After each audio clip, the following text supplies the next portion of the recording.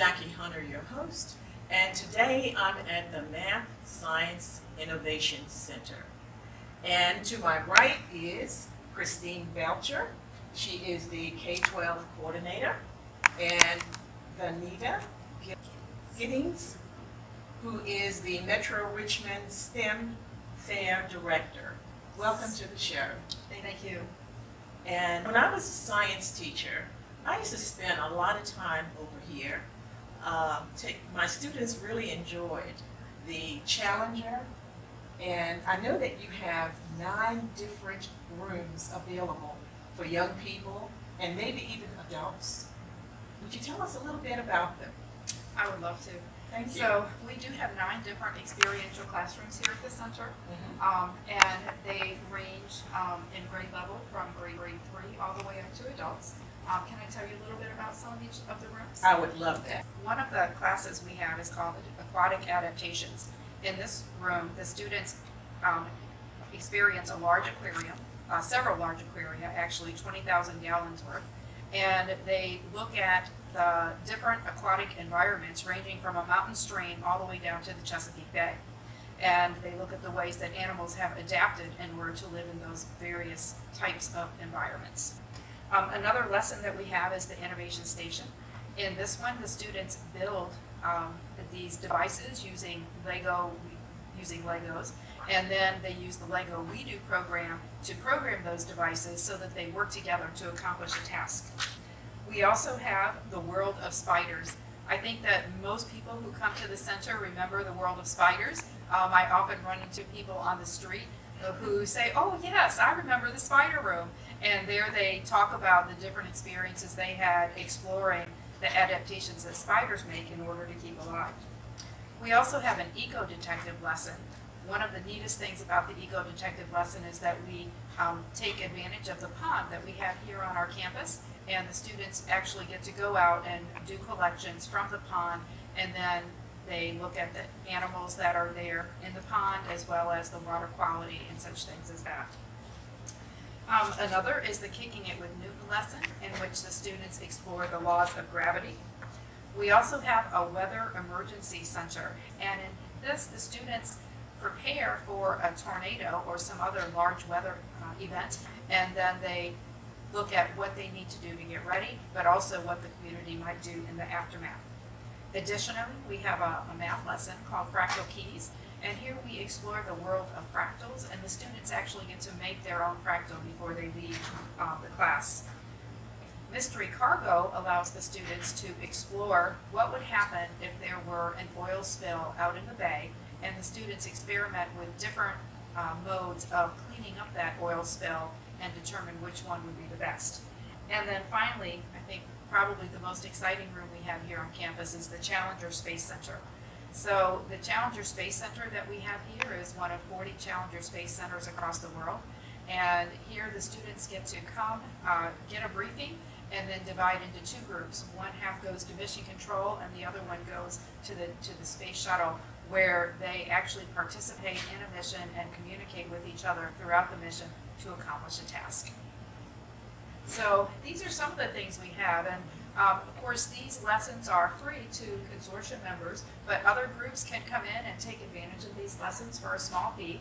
We also have corporate groups who come in and take advantage of some of the lessons as well. That's great. I remember coming here for the spider, I think it was called a spider museum at the time, and I held a tarantula Yes. in my hand. I was shocked. It felt like a soft kitten. It does, it does. We don't actually let the students hold the tarantulas, but we do have the exoskeleton of the tarantulas, and so they can hold those and feel how they actually feel. But you do have the live tarantula? Oh, yes, we Oh, do. my. So they're in a cage. Okay, great. And another thing that I think my listeners would be very interested in is the Metro STEM Fair. And Ms. Gillens, you are the director? Yes, the Metro Richmond STEM Fair is an awesome platform for young scientists in our area.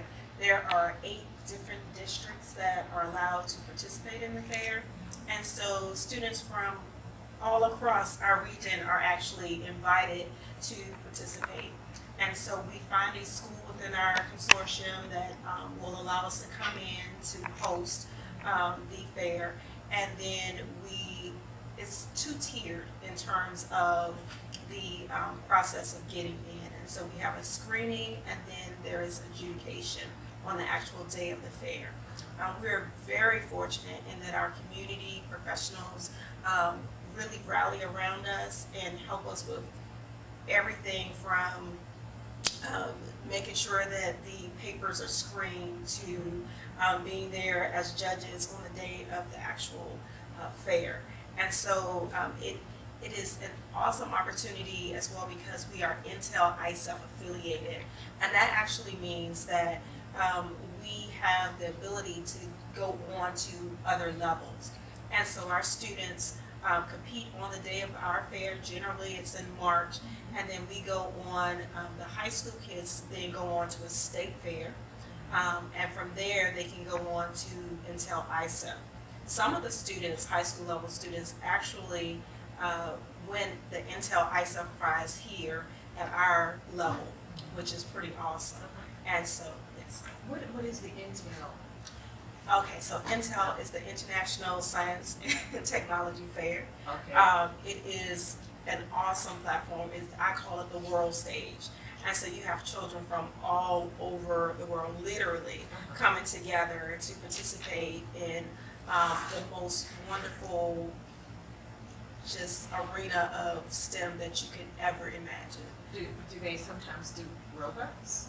They do anything that you can imagine. There are Okay. 1,700 kids from around the world that come together. And so many of them don't speak English, and so they're interpreters, and our kids really have the opportunity to learn a great deal from their peers.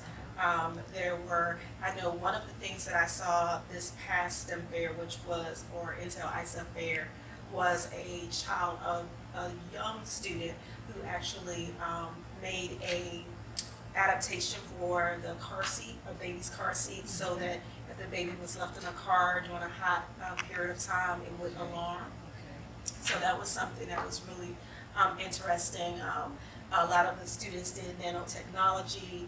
And so some of the projects are really unbelievable in their design, and then some of them are very basic but very, very well done.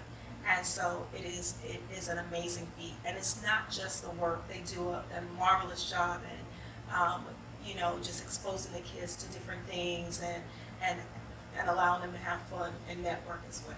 Can a young child who is homeschooled come participate in a STEM fair? Well, that's something we're working on. We're working on expanding our reach in our community. At this time, it's just the consortium members, but that's something that we are looking forward to. Now, on the middle school level, we don't leave them out either. They can go on to the national fair, which is the Broadcom Masters Fair. And so that is pretty awesome as well. It's usually held in Washington, D.C. And so the kids do an application, and this fair they're looking for the science, the STEM. They're also looking very much for the passion of the student and that well-rounded student. And so there are 300 finalists that are chosen, and that's in the fall. And then from there, 30 finalists are chosen. And we've been very fortunate to have a student last year who was chosen to be a finalist. And we have our fingers crossed that he'll be chosen again this year. And we've done very well at Intel as well. That sounds really great. So, if someone is interested in being a part of the STEM fair, what do they need to do? Do they need to create their own problem to solve, or are there special problems presented to them? Well, we really like the kids to come up with their own problems. We want them to be passionate about what they do. I enjoy going out into the various classrooms to talk to them about what STEM is and how they can create different projects. But I really, really make sure that they understand that I want them to be passionate about what they do. That's so important that they really like what they do and that they're really into it since they spend so much time with their projects. But when is the next STEM fair? Well, the tentative date is March 16th. So we're still planning, we're still in the planning phase, but March 16th is the tentative date based on the state fair and Intel. And can their teachers help them with their projects? Absolutely. We love to see their teachers guide them, as well as some of the students will go outside of the school and go to VCU or U of R or Union, Virginia State, and get mentors as well. Yes. Okay. Another thing that you have here is the summer camp.